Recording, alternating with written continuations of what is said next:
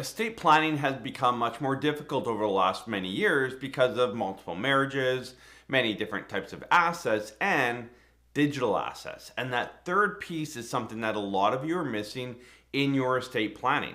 And today we brought in Michael Barrichello from our team, who's going to talk about digital assets, the importance of them, and how to make sure they're mapped out in your will and estate plan to ensure that the next generation can get access to them, gets the assets from them. Potentially there's an asset there.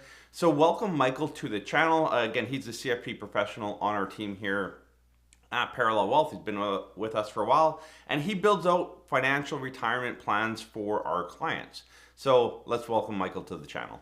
So Michael, thanks so much for joining us today on the channel. Great to have you on finally. We'll have you on a lot more going forward as well. But today we want to talk about digital assets and will planning. So the first question I have for you is, tell me a bit like what are digital assets and why do they matter to people's retirement and estate plan? In regards to digital assets, really, some of the times we're looking at considering a digital asset as a file. So something that either has monetary or sentimental type value.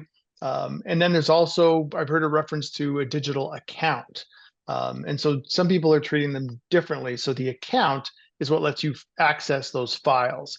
So you've got your emails, your Facebook, your LinkedIn, right? So information based, and then you've got your currency, so your PayPal, your bank accounts, your loyalty programs, etc. Right? So there's a monetary value attached to those. So really anywhere where you can, if you think of our situations where we're planning with spouses, and sometimes we're still dealing kind of the old-fashioned couple where one is more in tune with what's going on than the other, or does most of the planning. Obviously, if something happens from a death or a incapacity standpoint, then we've got that issue of maybe the other surviving spouse not knowing exactly where those items are. So Yeah. this is why it becomes really important.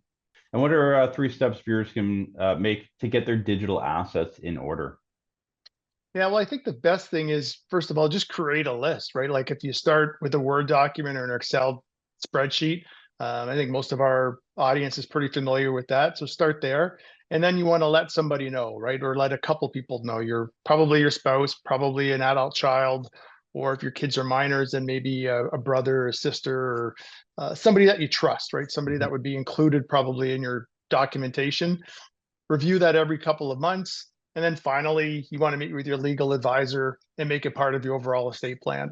Yeah, and all too often, like even for Steph and myself, it's we're doing a trip here in a few days, and a lot of the planning it's like, oh, you can do this. She's like, no, I can't because the account's under your name, right? Yeah. And she'll have the Yeah. password or whatever, but it's like, two-factor authentication. Well, she needs my phone with the application. So it's like there's a That's right. lot of this stuff you have to kind of start thinking, okay, like if I left today, and even like my grandpa passed away a few months ago, and my aunt's taking care of all his like estate planning stuff. And it's like he started moving some of the stuff online, but then like near the end of life, it kind of tailed off and saving passwords. It's a bit messy, right? So yeah, definitely make a list, keep it updated. Like you make a good point. Review it every few months, which seems like a lot, but that's how quick things are changing and like new passwords.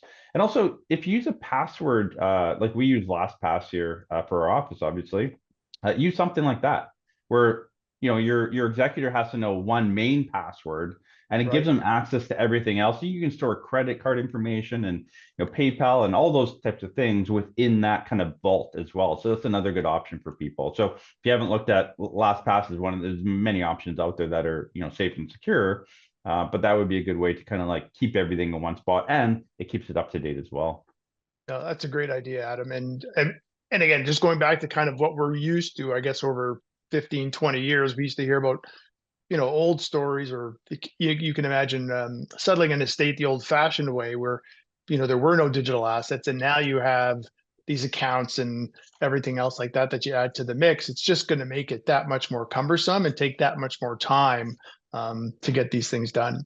Yeah. And more time often means, the assets don't get kind of paid out as quick. And if you're a That's beneficiary, you want this in place. So again, if you're an executor for someone, like maybe you're an executor for your parents, have this conversation with them. Even your parents that are in their 70s, 80s, 90s, they may have social media, they have login information, email, like where are these passwords stored? What are they using? You need to make sure you have that list. So that's part of your job as an executor to make sure you have this. And trust me, it'll save you a lot of time doing it now versus, after they're 6 feet under. So you'll simplify it now. The third question I have for you, Michael, how should digital assets be monitored or planned for in a will? No, great question. And I think again, a lot of the law firms and a lot of financial institutions are now including this as a resource. And again, there's nothing. I don't think there's anything fancy to it. It's just trying to get it documented. And so once you have your spreadsheet or you have your digital asset planning booklet complete, again, you want to let other people know, and then finally either make a copy of it and put it inside your will, and then also let your legal advisor know and maybe have them include it until you get a chance to meet with your lawyer and get that final kind of that estate plan all put together, including that document. Yeah, no, it's a great document to have. And it's amazing how many times someone's an executor of a will, but has no idea, right? It's like, their uncle Joe passes away and, they get the email that says, hey, he named you as the executor and you have no idea where to start. So, help out, as you plan for yourself, help out your executor.